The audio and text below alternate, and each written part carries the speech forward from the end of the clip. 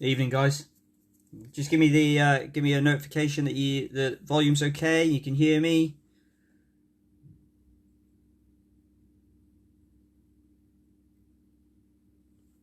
I'm assuming, David, that you can.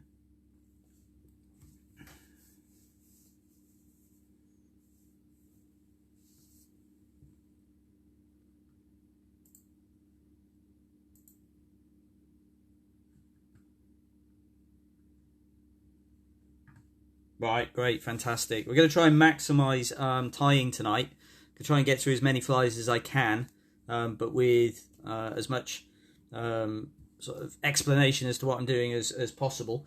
We're going to tie this first one you can see in the picture, first of all, which is a Mayfly Nymph.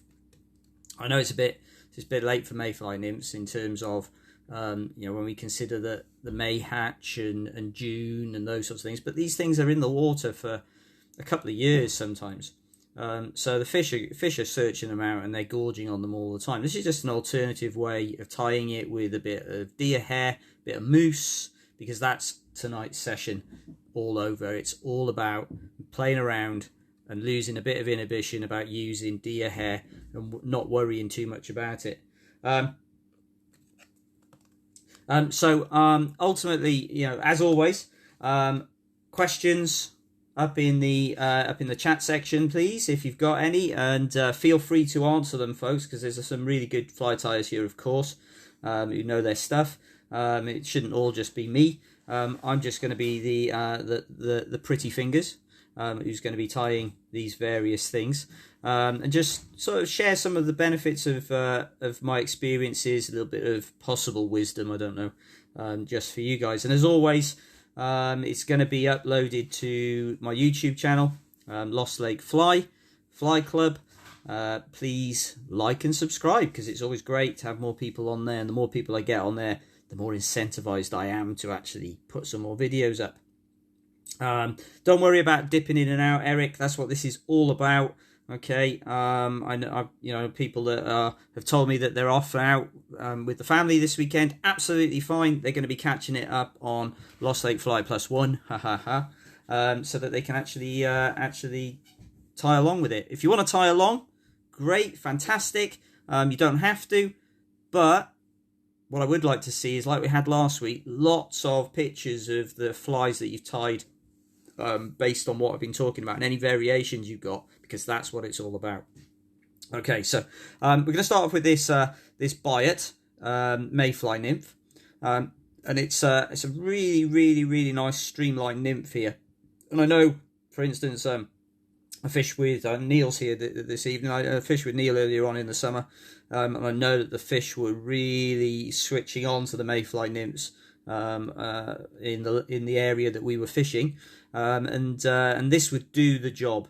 There's no weight in this. The only weight or mass in it is via the hook, but as you can probably see that I've just resined the thorax area just to give it a little bit so that it'll get through very quickly through that surface film and through the surface tension.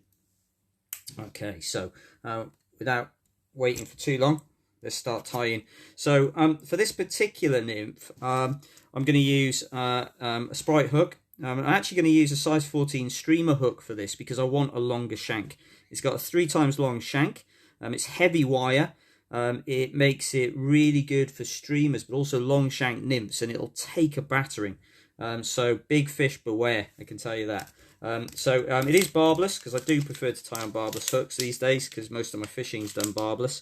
But you'll see when I put it in the vise that I just clamp it in. You'll see straight away how long that shank is, and that gives us a lot of room to play with on here. It's also got a slightly upturned hook point as well, which will hopefully increase or slightly increase hookups with fish that just nip at them. Almost, not quite, but almost sort of like circle hook idea, so to speak. I'm going to use Semperfly wax thread. It's a 12-aught, there it is. It's a 12-aught wax thread. Again, can be bought from my website, which is lostlakefly.co.uk. I've got plenty of this in stock, loads of other colours as well. It's a great all-rounder, and it's strong. It is very strong for its width, and I'm only going to use a 12/0 thread here. So for this particular fly, and like with all flies, we've talked about techniques.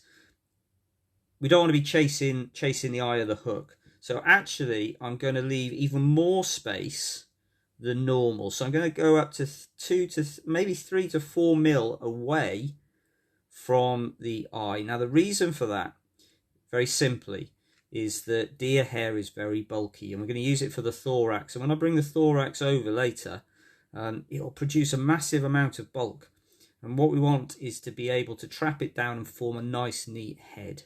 Now I'm going to bring my tying thread, touching turns, all the way down the shank, and I'm going to bring it to approximately where the barb would be, and then I'm just going to take a couple of turns further up, back up, just to lock it in. Now this tag end is going to be really important. Don't throw it away. So you can cut it off or just pull it off, and I'm going to put that to one side and use that in a moment. Now this is where we start to mess around with the different body hairs from some of those big, large hoofed mammals. I don't know if you can hear in the background, I've got a cat shouting at me. Hello, I might use you for some dubbing in a minute, so don't stick around. So here I've got some moose body hair. You can get moose mane, you can get all sorts. I don't have a lot of moose because I don't use it for a massive amount of patterns, but it makes great tails. It can make great ribbing, particularly if you get different colors. You get some white, some bleached. You can segment your bodies, thorax covers, things like that. So it's very, very robust. And again, like with all of these, and I had somebody the other day say to me, oh yeah, but the flies will float because it's hollow. No, it's not. It's not hollow. Don't fall into that misguided idea. If it was hollow, it would just fill up full of water. So therefore, the animal itself in winter would just literally freeze to death. So if you look at it under a microscope, it's compartmentalized into tiny little cells, and each little cell contains gases. Okay, and therefore that increases its buoyancy. Moose mane in particular is quite thick, particularly at the base here. That means that when you compress it, it's likely to spin up, and actually it's a bit like if you put your foot on something that was quite on a hose or something, and it might just flick up. We use it sparingly. I like to choose my fibers, and I literally, for this, I'm going to tail my Mayfly nymph with moose mane. It's very robust stuff. I'm going to find 3 fibers that I like, that are generally roughly about the same length. There we go. I've got those. I'm not even going to cut them. I'm going to pull off 4, I think. I'm not even going to cut them. I've got those 3 there. Just take my time just choosing. I've got my 2 there. I'm going to take that one as well.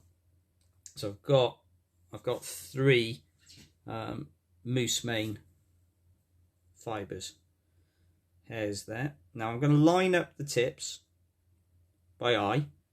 If you look at these little insects in the water, if you ever do a river fly study or something like that, you'll often find that the middle part of the tail is often longer than the other 2.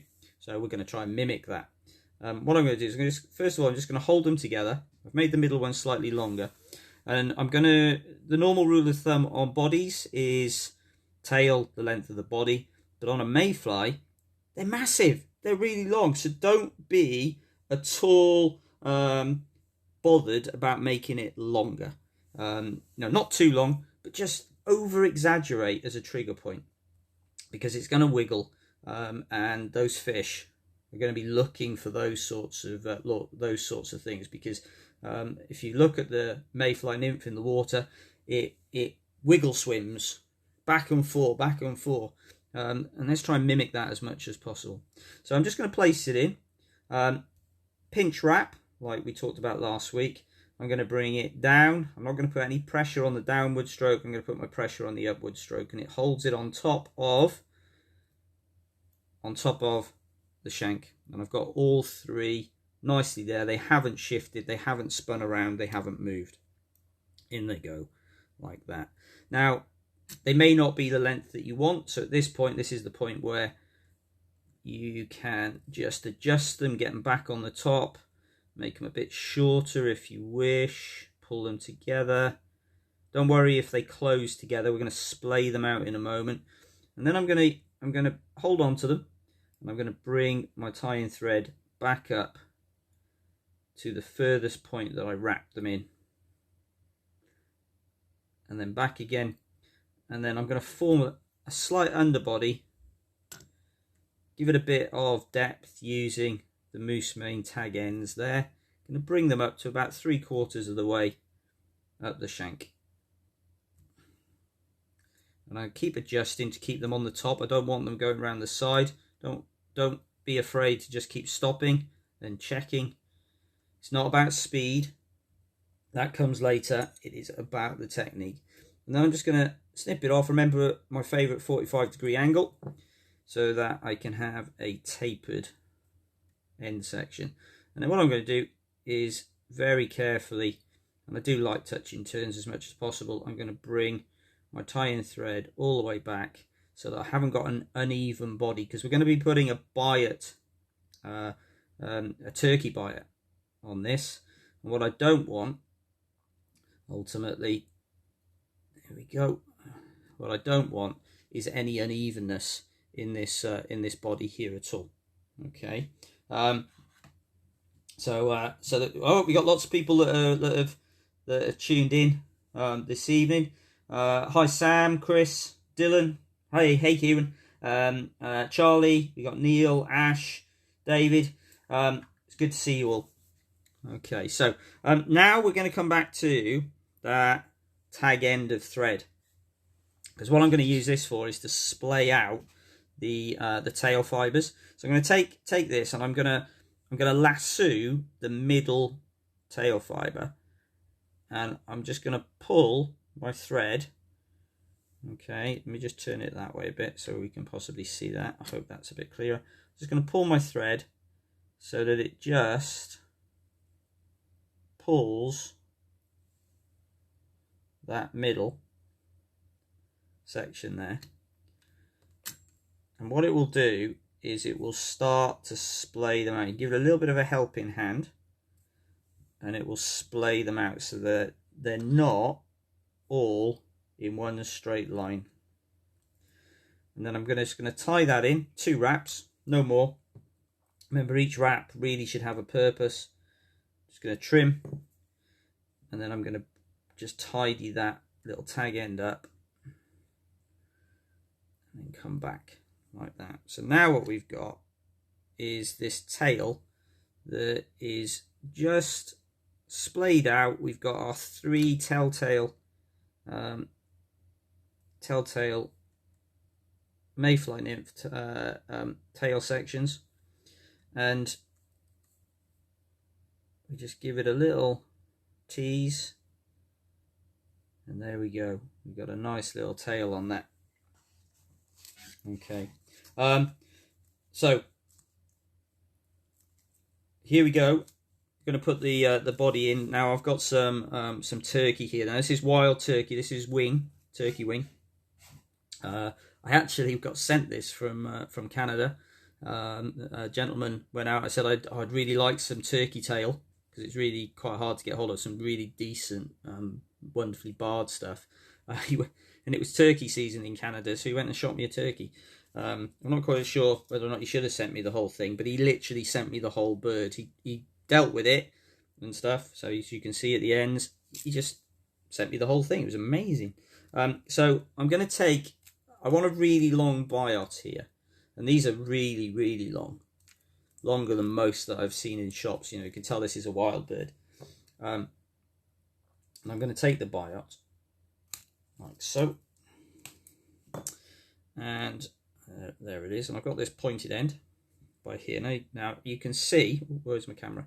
You can see here that it's got this thicker edge here, and it's got a wider edge, sorry, and it's got the thick, quite thick upper section here. Now that upper section is going to help us form a really nice rib on here.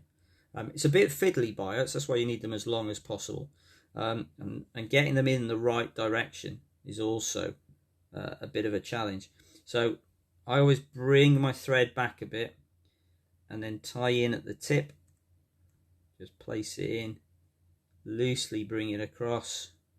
Oh, see, happens to everybody. There we go. Loosely bring it across and then tie it in down the side of the body. Now the key is to bring it as back straight to the tail. And then I'm going to take my tying thread about 2/3 of the way up.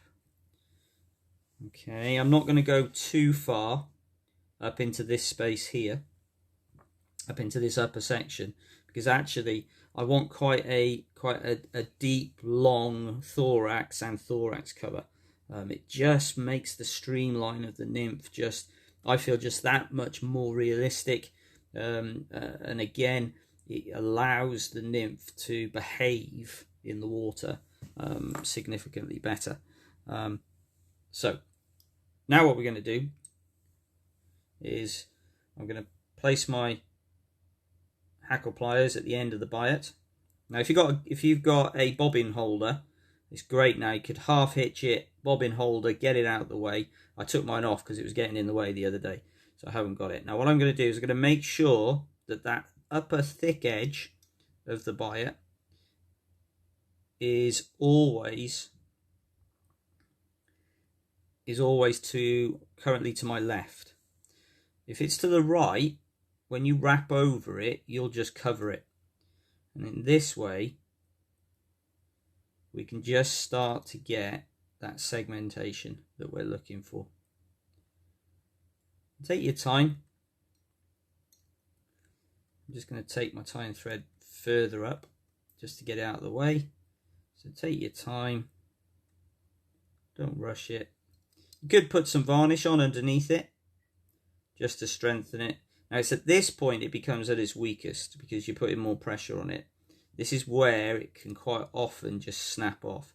So what I'm going to do is I'm just now going to bring my thread back.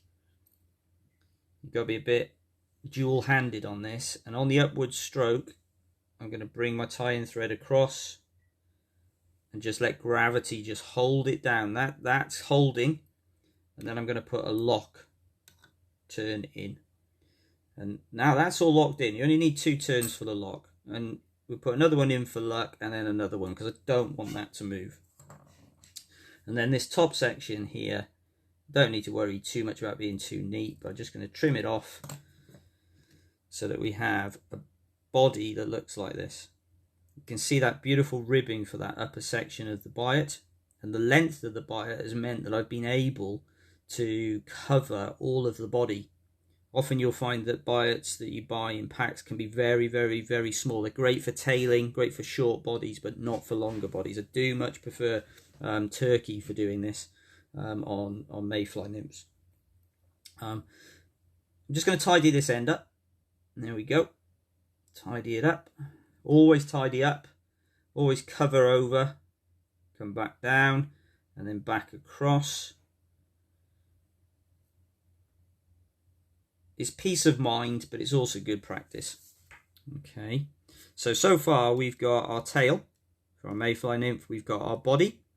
Now, tail looks massive in the camera, but I can tell you that in reality, it really is in proportion to the actual nymph itself. Now, deer hair. I'm going to use some deer hair in this pattern. Multiple sections. I've got this great stuff. This is Nature's Spirit. Spinning deer hair, they call it.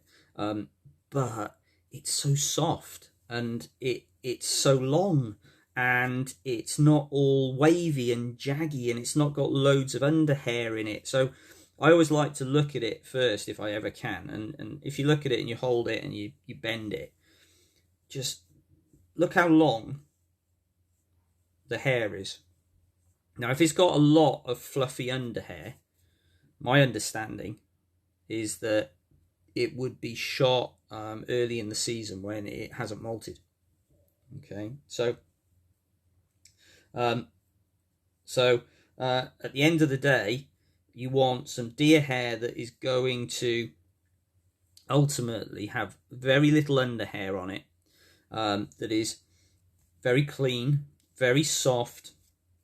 If you want different colours, beautifully dyed, this is a burnt sort of a yellow colour, a colour I particularly like. It's great for carp flies, by the way.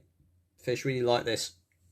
It's also great for elk-hair caddis and things like that. So what I'm going to do is I'm going to take, you can probably see at the end here, I'm quite methodical. So I take my deer hair and I'm working my way up the patch. That patch will last for a long time. Unless you're tying millions of things or retying things, that'll last a long time. So buy the best you can. I'm going to take a little pinch, and you'll pinch it and think, oh, that's not very much, but actually that's a bit too much. So I'm going to pinch it, I'm going to take off what I think, and then in my head I'm just going to go, right, I'm going to take a quarter of that away, and I don't want any really short ones, so that little short one there can go. And then I'm going to go with that, and then I'm going to come in with my scissors, cut in close to the patch skin as possible, and just check for any underhair. Give it a flick. You want to get rid of any of that fluff or any small loose pieces. Swap it between your fingers. Oh, lost bit there, never mind. I'll go. And then got hair stacker. Most people get one of these in a kit. If you haven't got one, get hold of one. They come in different sizes. I'm just going to drop it in. Literally all it does is uses gravity and a bit of force.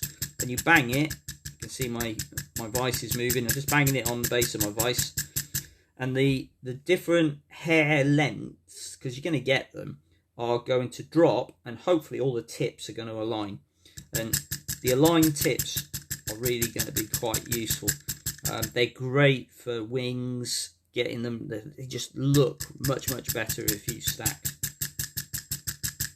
Okay, so I'm just going to open it up. Now, when you open up your stacker, don't open it up with the base downwards. Base up about 10 degrees. Gradually just bring it out, and you'll find that you'll get all of your tips all in one plane. Pinch, take them out, and then spend a moment just getting rid of any fine pieces that still might, and bits of fluff that still might be there, because we're not going to have got it all. If you pull it like I have previously, and it all comes out, just start again. It is frustrating, but it happens. And you'll pull some very small pieces out. Now, I'm going to take the tips,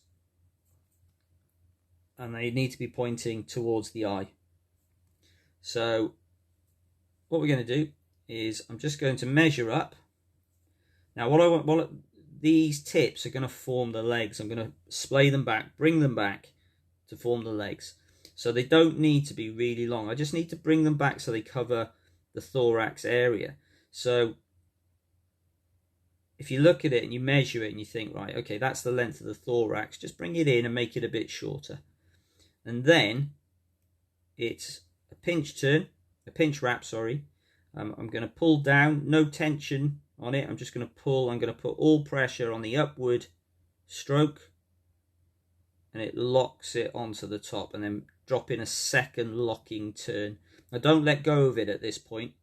If you let go of it at this point, it may just start to spin round the shank. So give it a little pull, gentle pull, to splay it a little bit, and put a couple of extra locking turns in. Don't worry if it starts to sit up, because actually that's what we want it to do.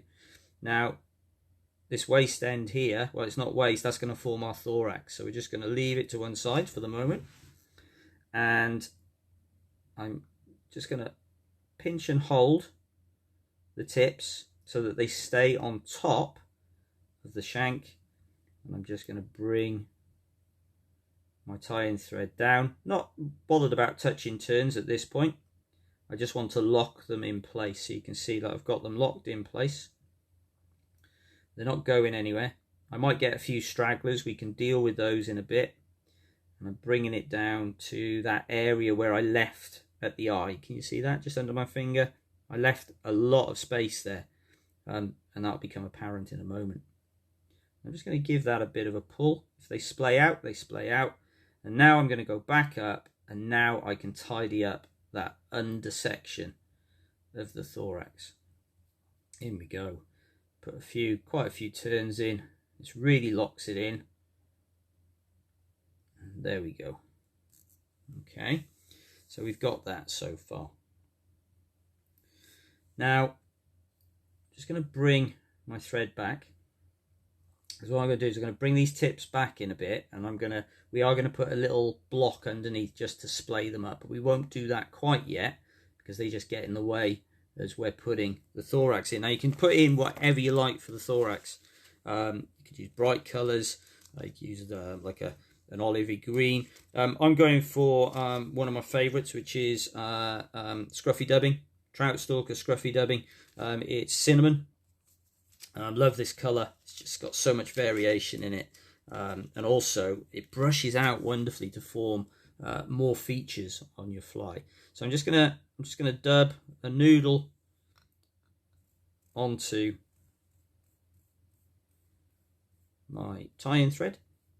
Don't worry about it being really thin, because actually you want a little bit of bulk. And I'm then going to, starting from the base of the thorax, I'm just going to build up the first layer of the thorax up to the tips. Just tighten that bit there, because actually I want that front bit to be quite tight. And then I'm going to work it back, and I'm just going to put in a second layer, and then I should have enough to put in a third. We've got a nice bulky thorax now. You can see we've already got these scruffy legs that are sticking out all over the place, courtesy of a bit of squirrel in there, I'm sure, a bit of rabbit, and straight away we've got this realistic looking nymph. Okay, and then I'm just going to lift up the front tips, and I'm just going to put a little dam of a few wraps just in front of it, so it just sticks it up. And that's to help me more than anything else, so that when in a moment, so you can see now it's looking really nymphy. This is all part of my Unleash the Nymph, you know, the unweighted nymph. Don't be in a rush to put beads on everything and lots of lead weight. You could put a little bit of an underbody of some very flat lead, if you'd like, on the upper section of the thorax, to get it to drop that much quicker if you wanted to. But this is really designed to just sink through the layers, put it on a dropper, be absolutely deadly. So what I'm going to do is I'm just going to take these tips, and I'm going to, and it's not as easy as it sounds, I'm going to separate them in half. And I've got, they'll fall quite naturally, to be fair. Don't worry if you don't get them all perfectly. And then what I'm going to do is I'm just going to put my thumb or my finger in the middle and just push them down like so, so that when I bring them back down the side, hopefully I haven't got any stragglers yet, there's one or two. So when I bring them back down the side, that guy there needs to be on the other side. There he is. So that when I bring them back, they'll form the legs down the side of the thorax.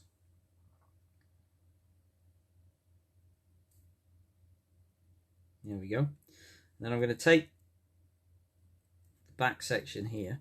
You could give it a comb if you like to have them all straight. But I'm just going to bring it across, and it's going to push those tips down for me. And I'm just going to change my grip. There we go. And then I'm going to take my thumb and forefinger, and I'm just going to sweep them back and hold them back and pinch and hold the thorax cover. And then it's that wrap, pinch wrap. Remember, pressure on the upward stroke stops it all spinning. A little bit of tension, just hold it there. You don't want to finish it off yet, because what you want to do is just check that you're happy with it. Here we go, got a nice thorax cover, nice legs, we got all this bugginess going on. And I can now put in an extra wrap and an extra one just to hold. And then what I'm going to do is I'm going to come in 45-degree angle and just trim with the tips of my scissors. Now you can see why we left that space. You can see why we left that space right at the eye here. That extra millimetre, that extra 2 millimetres. You can always refill it, because now we can start to build our head. Trapping down. Ooh, he says, trapping down.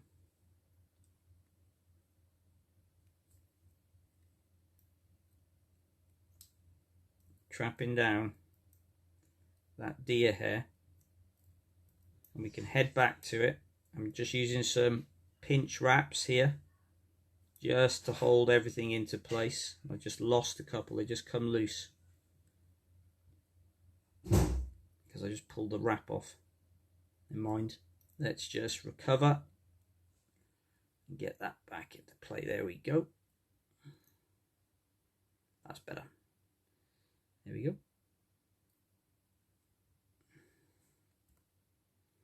I'm going to build that head up.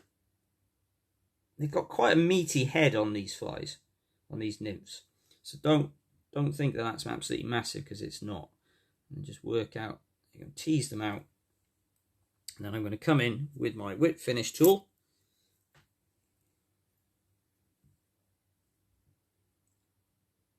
One, two, 3, 4, in, up,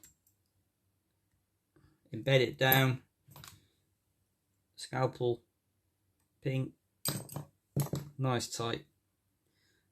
Now you could leave it like that, a little bit of head cement just to secure that. But what I do like to do, I do like a little bit of resin. We never had this when I first started tying, so you know it's sort of a novelty more than anything. But it really does a lot of things. It magnifies parts of the fly. It protects parts of the fly. It makes them pretty indestructible. I've got a feeling that actually this could be a really good carp pattern, Kieran, from what we were talking about. So, you know, getting them to take this subsurface in the upper layers would be really cool. So, and then I'm going to come in with my UV torch. Okay, my Loon Infinity, it's my favourite, and I'm just going to cure that resin. You can probably see that Andrew Scruffy dub in there, that it fluoresces a little bit as well, which is absolutely stunning. Don't know what his secret is, but it's great. There we go, and that's all done. Doesn't need very long. I think I need to charge my my UV torch, to be fair. And then I do like to just come in with a little bit of Sally Hansen Hard as Nails, and just put one little coat across the top, because it is as hard as nails. It's something that I always I always have in my Christmas stocking from Mrs. Roberts. She always buys me a couple of bottles of these every Christmas. She must get some really odd looks. So there we have it. There we have my Biot Mayfly Nymph, using moose, turkey, some and deer hair, and some nice natural dubbing. Give it a try. You could substitute in anything you wanted. You could virtually just use pheasant tail for the tail, like traditionally, like a PTN, because that's ultimately what a PTN is going to be mimicking. But try the thorax with a bit of deer hair. See how you get on. Okay, right. So hope you enjoyed that pattern. Let's have a look at what's been going on while I've been talking. Who else have we got coming in? Let's have a look. Oh, James is working, so we can't tune in. No worries, James. But thanks for your support. Hey, Phil. Your friend got his first thick from the same place as Kieran yesterday. Stunning, fantastic. Just me to go then. Okay. Yeah, we're going to do some spinning of deer hair in a minute. Phil. Hi, Luke. Yeah, it's a Biot Mayfly Nymph. It's a great little pattern. Yes, Phil. Golf UV resin. It's my go-to resin at the moment. I do like it. And it lasts forever. Well, it doesn't last forever, but you know what I mean. And Ash, most of my carp on the fly have been with nymph patterns. They ate nymphs before they ate boilies. Exactly right. Don't discount, particularly for carp, the good old nymphs of normality, I suppose. Damsels, they'll take damsel fly nymphs as well, but also windfall. So I tie the dirty stripper, which is designed to mimic blackberries that might have fallen from, or damsons that might have fallen, or sloes from a bush or a tree on the side of a lake, and they'll come up, they'll slurp, they'll eat fruit, and they'll eat all sorts of stuff, and snails and all sorts of things. So let's move on then. Here's our Biot nymph. Oh, didn't want to do that. There we go. For this next one, we're going to look at, as I know there's been a lot of talk in the group about carp recently. It's something which I've sort of got quite into, because it's just fun. It's just unadulterated fun. And those fish, my God, are they strong? And they really test out your ability to play big fish, big strong fish. Lost more than I've caught. Okay, but great stuff. So I'm just gonna tie very quickly a dog biscuit fly. No quirks, nothing on it. I'm going to use full in mill Bonio carp hook. Okay, for this, they're really strong. They are super sharp, as I found out the other day, and also, just really quite interestingly, these hooks are designed really for the course scene. They are PTFE coated, Teflon coated, so they're very slippery. So when you're putting your thread on, just having a problem mounting my hook there. When you put in your thread on, it does have a tendency to slip. Now I'm not going to use anything other than, I'm going to stick with my Semperfly 12 aught for this, just because I've got it here. And you know, for our carp flies, okay, for our carp flies, we don't really want to leave too much at the head this time, at the eye. So I'm going to start off right at the eye, and I'm going to bring my thread all the way down, touch in turns, because remember they're PTFE Teflon coated, so I don't want this to spin. I'm going to bring it all the way down to in line with where the barb might be there. Now, there's a lot of talk, I think, today about maximizing hookups as well, and there's a lot to be said in my early starting point of using these, that actually trimming off into the gape here and into the bend, actually those flies resulted in more of a hookup, particularly as the carp turned on them. If they turned on them and there wasn't much space here, I found that that it was just getting in the way of those big lips that they've got, and and we reduced it down. So my little boy and I, we spent some time trimming them down at the waterside the other day. Okay, so for this, I'm going to use. Are you going to use a couple of different colours for this? You've already met my previous spinning hair favourite colour, but I've also got Nature's Spirit bleached deer hair here, so we're going to add those in. So spinning deer hair, it's not as hard as it sounds. It can be fiddly to start with. But just persevere and always use slightly more hair than you think that you're going to need, because some of it's going to fall off. It helps to have, he says, if you can find them, it helps to have a long pair of scissors for cutting the deer hair, just so that you can get into it. Okay. And what I'm going to do is I'm going to take a pinch of deer hair, but this time I'm looking at it and I'm thinking that I want it, if I splay it all out like that, I've got about 1.5 centimeters there. So maybe a little bit more, in fact. Maybe a little bit more. If you don't have enough, it'll leave gaps as you spin. Okay, so I'm just going to hold those together. Cut those off. Now, I'm not going to worry about stacking them. I'm not going to worry too much about the under hair, although if there's excess, I'm going to get rid of that. What I don't want is really short bits that are going to just fall out. And I'm going to place it just on the top like that. Now, what I'm looking for here, through trial and error, this is what I'm looking for here, is that point at which the fine tips really start to turn into the thicker excess section on the underfur here. It's generally about halfway, and then I'm going to place it on top. I'm not going to rush. And place it on top like so.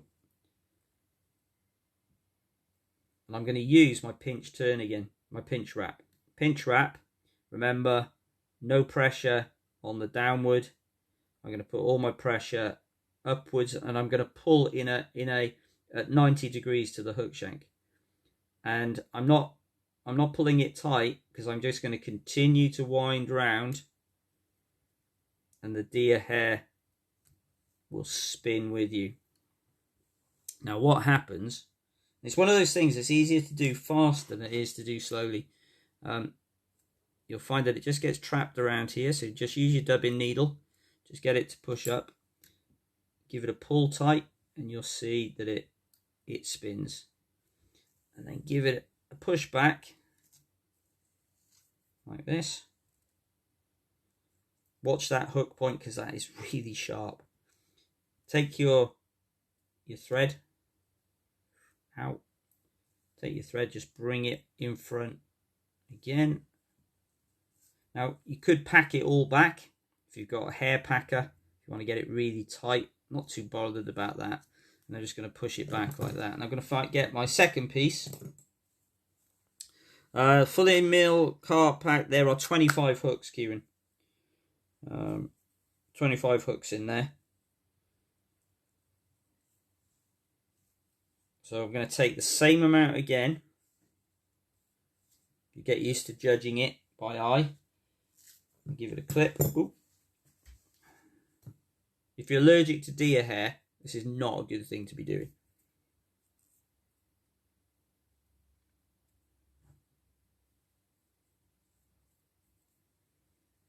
Okay. And I'm going to place it on top. I'm going to go through the same process. Pull down, and I'm going to spin. Deer hair spins around the hook shank. Just use my dubbing needle just to push it out. Come in and push out. Now, Phil's just asked a question. Yeah, trim flat under the shank. Particular deer hair. This is marketed as spinning deer hair. So, but I'd go for deer hair that is fine, soft, very long. Try not to spin with belly hair from a deer, because it's very thick, it's very tough. I find it's just harder to spin. You can spin it, it's just harder to spin, and then cut. Can you put a post in? Yeah, if you're going to put a post in, you need to tie the foam post into the middle, tie it in first, put a dam on either side so it pops up, and then spin around it. It sounds easier than it is. It does work. What you could do is actually put a post on the front, because actually what you'll find is that the deer hair will absorb water. It isn't totally buoyant, and in terms of there isn't enough there to displace any water, so in fact it doesn't float, but ultimately it's going to start to absorb water. When it starts to absorb water, it just sinks in the surface film, can just go subsurface. So if you put a little foam sugar lump type idea at the front, that just holds it up. And we had some great success with that, with my popcorn party pattern the other day, Zach and I, on the lake. Now, oh, ow, that's sharp. Just going to pull it back. There we go. Pull it back. Now, what I'm going to do now, and then I'm going to swap now to this lighter colour. Now, I'm doing this because ultimately I want some variation in my flies. They get a bit... If you're using dog biscuits just to bring the feeding fish up and bring them in to initially, it's best to have a mix of dog biscuits we've found of different sizes, different colours. If you can get some that have got a high oil content, particularly fish based dog biscuits, or even cat biscuits mixed in, or even get some fish additive, halibut or squid that the coarse guys use, and mix it up and chuck it in. It leaves a chum trail, which the oil from the fishy extracts actually breaks the surface tension of the water. So if there's a breeze and it comes in, you're left with a flat, calm area, and that's the area to target with your fly. That's where the fish are going to be feeding. That's not something that that I just discovered. That's something that Peter Finnis, fantastic maestro, who showed me the secrets initially of carp fishing with the fly. We talked about it long and hard when we fished, because it was a bit of a tough day. So I'm going to, again, pinch wrap, bring it down, bring it under, hold, spin. Now, putting in another colour, like that. Now you can do it two-tone. So you could keep bringing this front section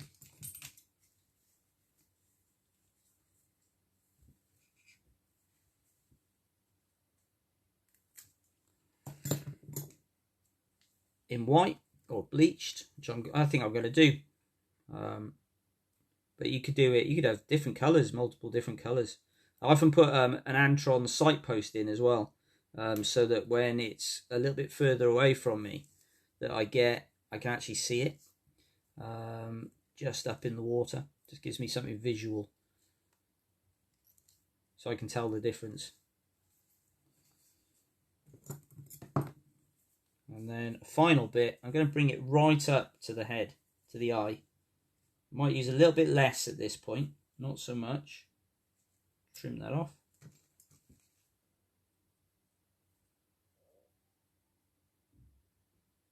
Yeah, you did say that, Phil. You did say that. I just got images of Peter sitting there with some sort of respirator gas mask on when he's doing it. I'm just going to bring it down and tighten it up and spin around. And I'm going to bring it back like that. we're almost done there. So it's just a couple of layers. And I'm just going to form a head. Keep those back. Form a head.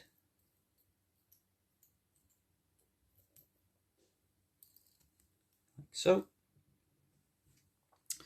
And try and remember what I did with my whip finish tool. There it is. Get rid of this fluff. And then I'm just going to come in, trying not to catch any of the deer hair because it's just a pain in the neck. And then I'm just going to finish off. Just tighten it up. Scalpel, in we go. And there we go. So, and there's our finished carp fly. All ready. Okay. Right, at this point is you trim it down, and you can trim it down however you like, and in whichever you know. But we have found that trimming it down so that it's very much similar size to the pellets that you might be using, or boilie size, is perfect. Now I have this razor cutter here that I was kindly bought by a certain person. Who is here this evening. It was absolutely fantastic. It's a bit of a game changer. They're not cheap. I also keep looking at it, think I'm going to cut my fingers off. So it's made by Stomfo. I think we got it from Angler's Lodge, I think. And you can change the, I don't know if you can see that, you can change the curvature of the blade, and it's not going to ping out. You can use that to start to cut instead of scissors. But what I do is I use scissors as well. So you come in and you decide on your angles and how you want it, and then you just give it a push, and it just cuts.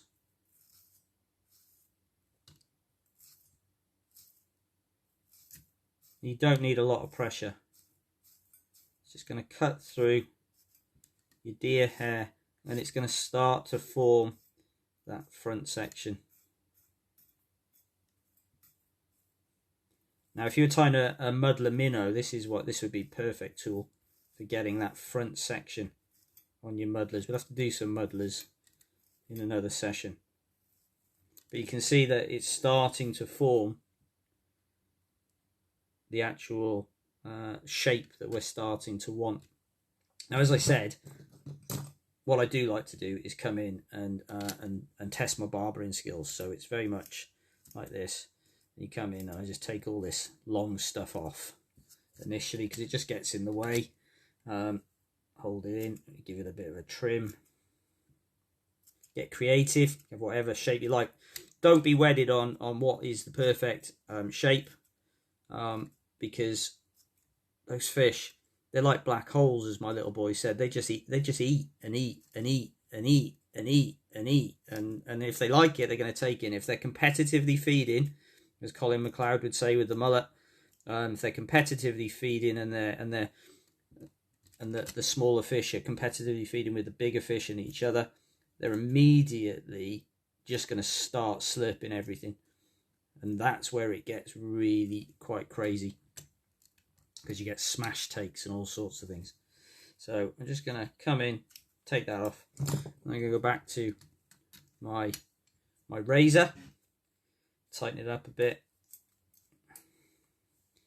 and this is the point at which it becomes really quite more useful, because you can come in and just dab at it like so.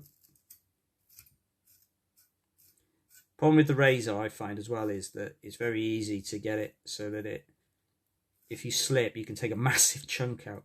It's a bit like some of the boys in school turning up, and you know when the hairdresser slips, they got a massive chunk out the back of their hair. And you can see that the shape is starting to take place now. We're trying to reduce down on the bottom, and what I like to do is turn it round and come at it from the other direction as well. 45 degrees. come in with my scissors.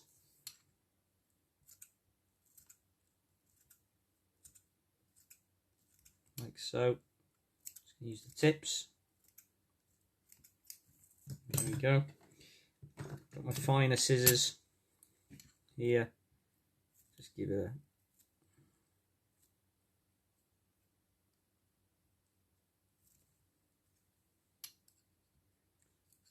a little trim around the base.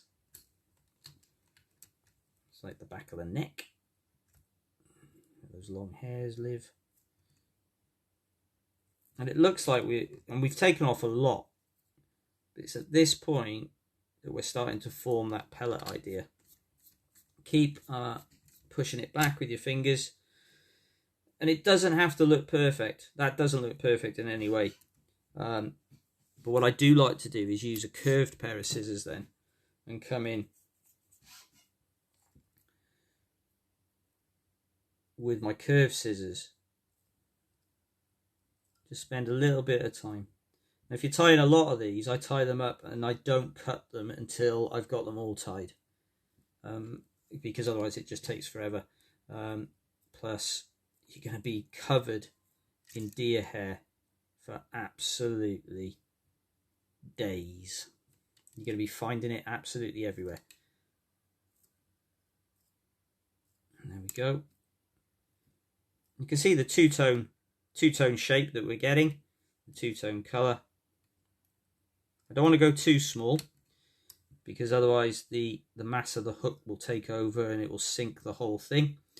Although we did have quite a few subsurface takes yesterday, Zach and I. What was interesting was they were trying to sink it at one point. They were coming up and trying to just knock it under the water.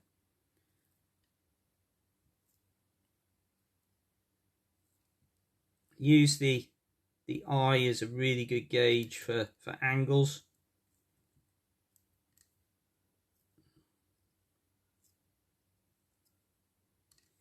And when you're happy with it, stop. That'll catch fish. Yeah, I could tidy it up. Visually, I could tidy it up a bit more at the back. But so what? This is gonna go on the end and hopefully have a beautiful hard fighting mirror carp come and take it, and hopefully a bit of a personal best. Now the other trick you can do, you got to be quite careful with this one, is just to tidy it up, is if you take a lighter, you take your flame and you just run it over the surface of the fly without setting fire to it, and then you just rub those off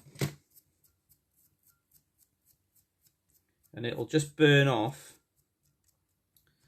the longer sections, and it'll change the colour of the white a bit. You give it a bit of a brush with your dubbing brush.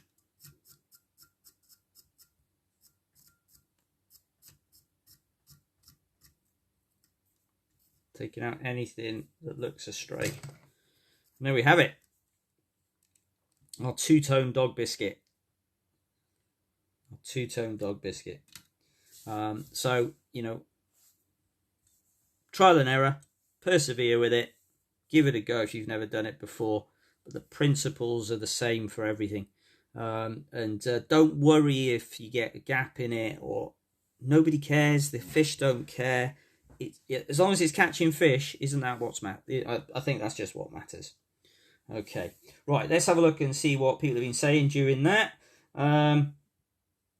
Yeah, so you can see that I've taken quite a lot out there, Phil. This is a preferred for me, but it's not. You don't have to. You could make it very boxy. You could leave it even further down here. Absolutely fine. This is just my style.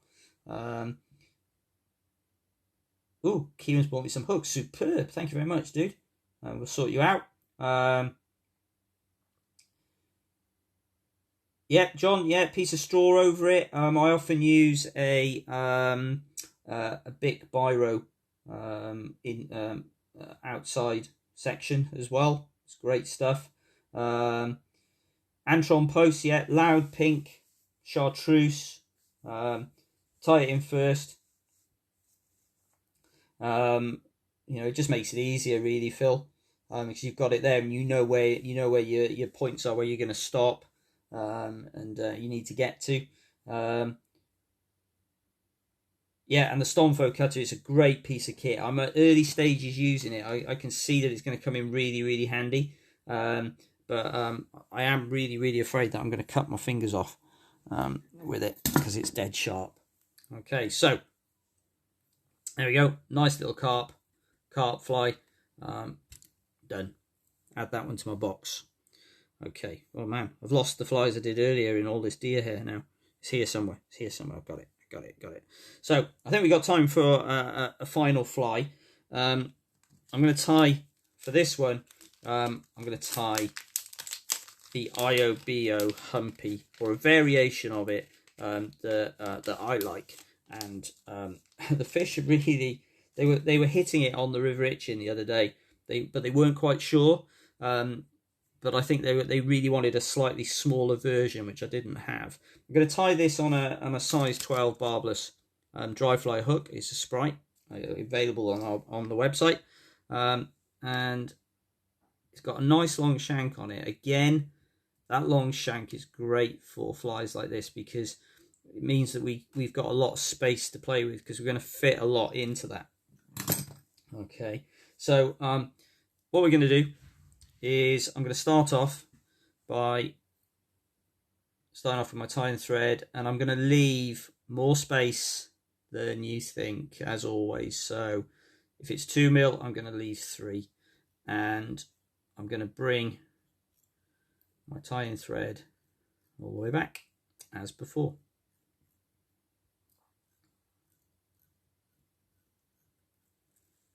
I'm going to bring it back in line with the perceived point of the barb. 1, 2, 3, 4 wraps back just to lock it in. I'm just going to rip off and just pull off the tag end. That's my preferred way of doing it, rather than messing around with scissors all the time. And it really does, if you got the tension on it, it really just leaves a nice clean break on there. I'm going to put the tail in. For this, I'm going to go back to the moose mane. I want quite a few strands of this, and also to bulk up the underbody. So I'm going to look at it, and I'm going to try and take about 10 strands. 10 strands. That's about it. And this time, it's too thick. I'm going to come in with my big long scissors. Just going to cut that. And I'm going to put these in my hair stacker, because I want to align the tips.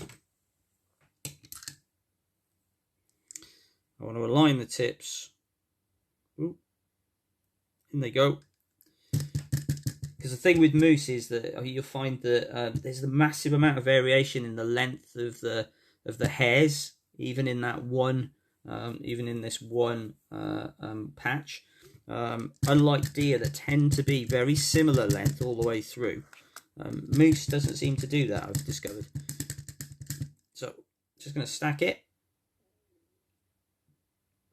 Oh, just going to pull it out. You can see I've got them all lined up. Going to pinch them. Get rid of any fluff that might be there, because there's always going to be some. There we go.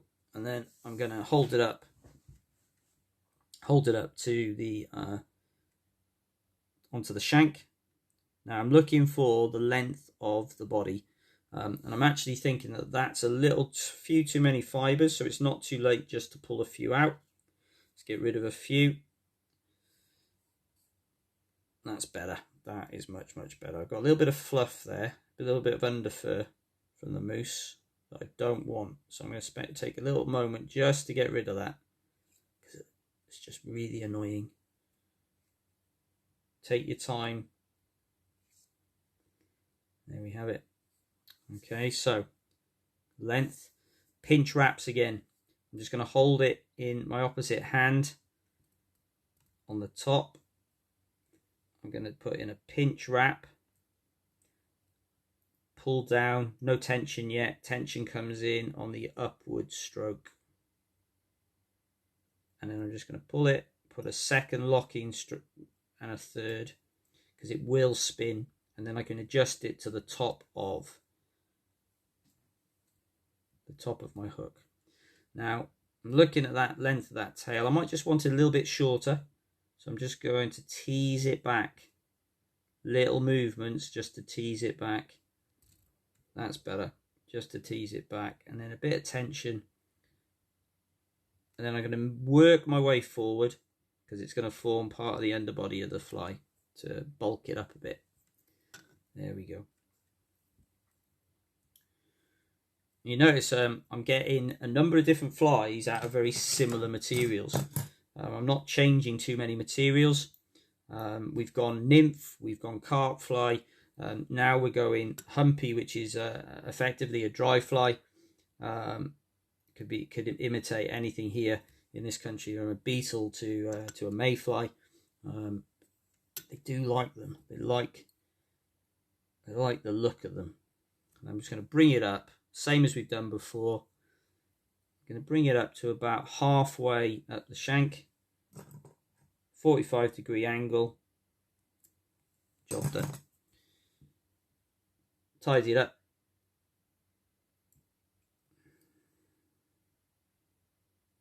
Come all the way back, like so.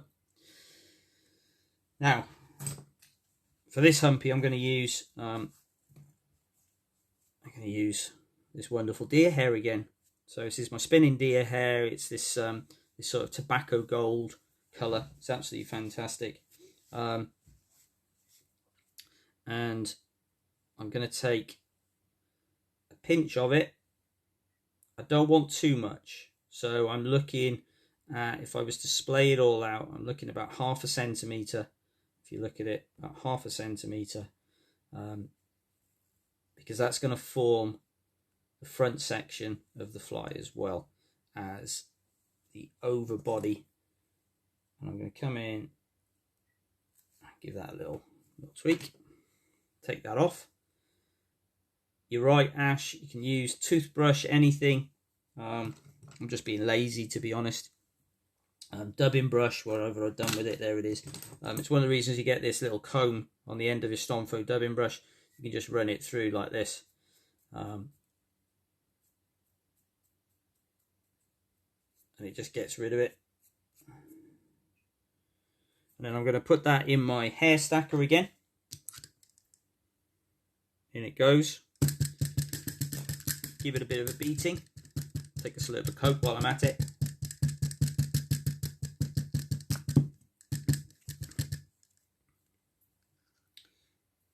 And I've got all my tips, well, most of my tips. Oh, no, I just need to redo that, because I'm not happy with that.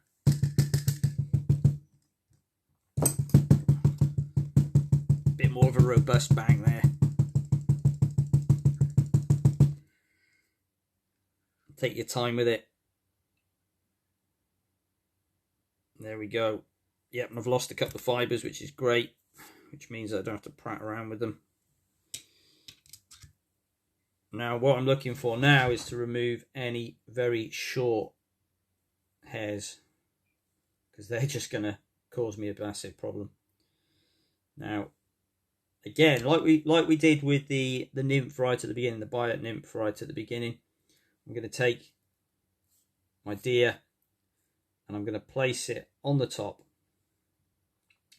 and this front section is going to be sitting up later, almost wing-like. So I'm just going to place it on the top, and then I'm going to use my pinch wrap,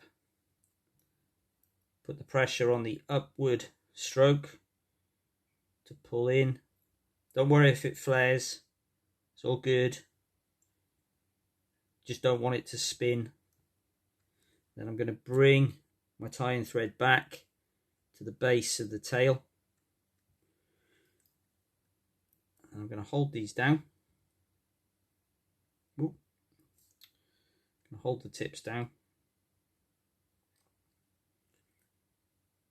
Thumb and forefinger It is amazing how much easier it is to do this quickly than it is to do when you're demonstrating, because you just go into sort of an autopilot. So I'm just going to take wraps over all the way down, so that the tips are just poking out over the eye, like so. Just make sure I've got plenty of space there. Yes, I do. Don't worry if they flare, it's absolutely fine.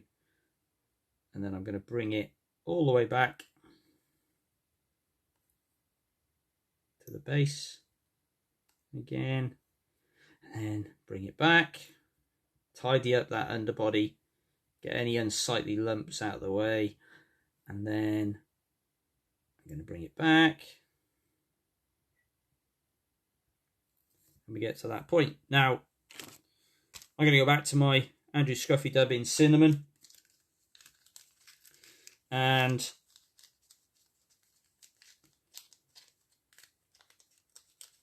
I'm going to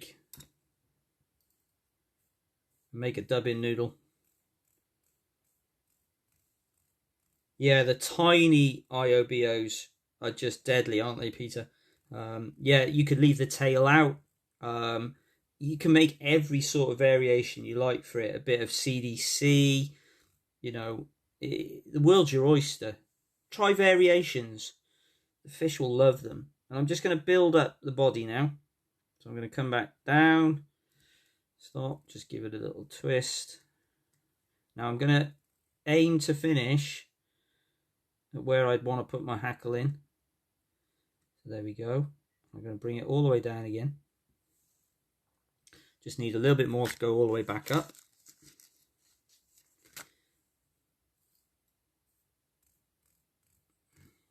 Got this buggy. I do love this dubbing. If you've not come across it yet, Andrew Scruffy Dubbing from Andrew Ellis. You can't find it for sale anywhere in shops. You've got to buy it from him. Man, I'd buy it in bulk when I buy it, because I'd use it for everything. And then what I'm going to do is going to take the deer hair at the back here. I'm going to give it a little brush out to get rid of any fluff. And this is where the toothbrush should be really useful as well.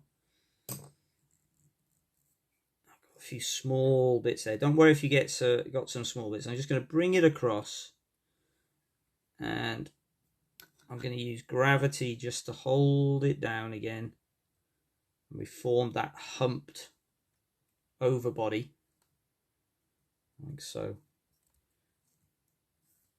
I've got these sections here, and I'm just going to pull that tight, and then I'm going to just take my tie-in thread further down towards the eye, not too far, because I'm going to trim these off without trimming all of my front sections. This is where your dubbing needle comes in, because I can see a rogue one here. So I'm just going to come in, there we go, and I'm just going to come in just trim off at a 45-degree angle. Remember that 45 degrees gives it a nice taper, and tidy up. Okay, so that's all tidied up. So we can see that we've got our humpy shape here. You can make it very deep, you can make them thicker, put all sorts of stuff in there. This is where your Velcro brush comes in. Give it a little Velcro brush, just make it a bit more buggy. You could use Kapok under there, that would be great. Now for this, I'm going to put a hackle in now, a dry fly hackle. I'm not going to mess around. Normally I'll put a grizzle in here, but because we're using sort of olive colours, I'm going to use an olive saddle hackle here, and I'm going to do my usual thing where I'm going to take the end here, and I'm going to cut a comb type structure at the end, just along the barbules, like so. So it forms a comb so that it allows my tie-in thread to bite. quite nicely. Form sort of like teeth. And I'm going to offer that underneath and to the side as I'm looking at it, and I'm just going to tie that in and come in with my scissors and just snip that off. There we go. Now what you could do is you could put in a little turn of dubbing here now if you would like to. I'm not going to do that tonight. I'm just going to form up using my saddle hackle front section, and there we go. Now I'm wiggling it back and forth to try and minimize the number of barbules that I trap when I bring it up, and I'm going to stop there. So that's 6 turns of hackle, and I'm just going to trapped quite a few there. Just going to drop in like that, wiggle my thread as I go through to reduce the number that I trap. Going to come in with the point of my scissors, with the V of my scissors, and if they're sharp enough you should just be able to push without snipping. And I'm just going to bring this back. I'm just going to put in another turn just to lock those in and just bring those back. Got a couple of rogue deer points there, just to lock that in like that. Then I'm going to finish it off by pulling back the deer hair just on the front, and I'm going to form my head just in front so that it pops up those tips just at the front. There we go. Now there's lots of variations of humpies and all sorts of things. This is one I use, and used it to great effect on the river, particularly when they want something quite big. I like plopping them underneath the undergrowth, you know, if there's overhanging trees and you can get a cast in, because it's almost beetle-like. And obviously they're looking for terrestrial windfall. And there we go. Just position that. Have a look at it. Come in with my dubbing brush. I'm going to brush out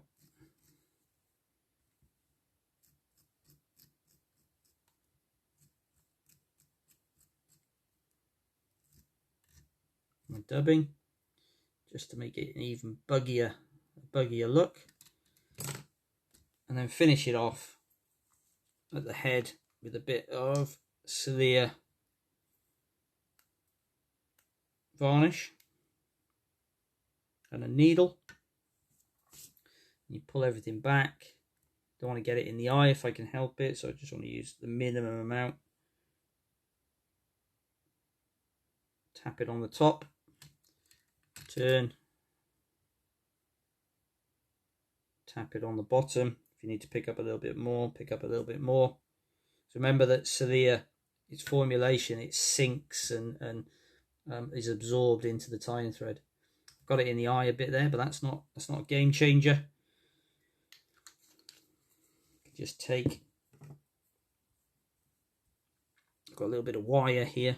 Normally I'd use a feather, but I've tidied my desk today. Got a little bit of wire here. I'm just going to run that through and give it a bit of a swizzle round like that to make sure that it is all nice and clear. So there you go, my version of the Humpy, the IOBO Humpy, ably named and aptly named because it ought to be outlawed sometimes, but at the same time so should the peeping caddis, because it catches me loads and loads and loads of fish.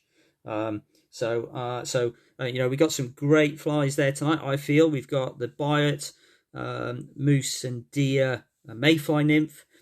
We've got the bread, the dog biscuit or bread fly for the carp, and now we've got our dry fly to finish off the evening with our humpy. Give them a try.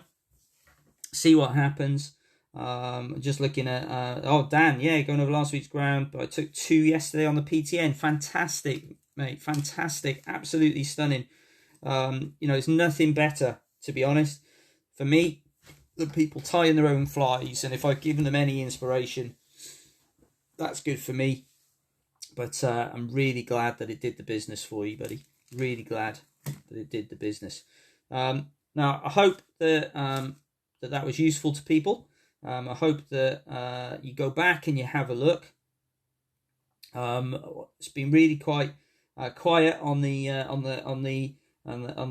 comment section in terms of questions, which I think is great because everyone's been hopefully absorbed and watching what we're doing. But lots of different ways to use deer hair. Just use it to form features. Step outside the box. If you can see something and you think, do you know what, I could substitute in a little bit of deer there and actually form a thorax cover or a body cover for my beetle or whatever, do it. Have a go at it. The only creatures that are going to say yes or no are going to be those fish. Okay, right. So that's me done for this Friday night. I'll be downloading and uploading to YouTube tomorrow. This will be live, recorded, and you can find this on the group page as well. It's on there for forever until somebody gets fed up with me and shuts me up. But next week we'll try another session. Another that was some ideas that were put up, but we'll have a look and see what we're going to cover next week. But I hope you all enjoyed it. Remember, subscribe and like to the YouTube page.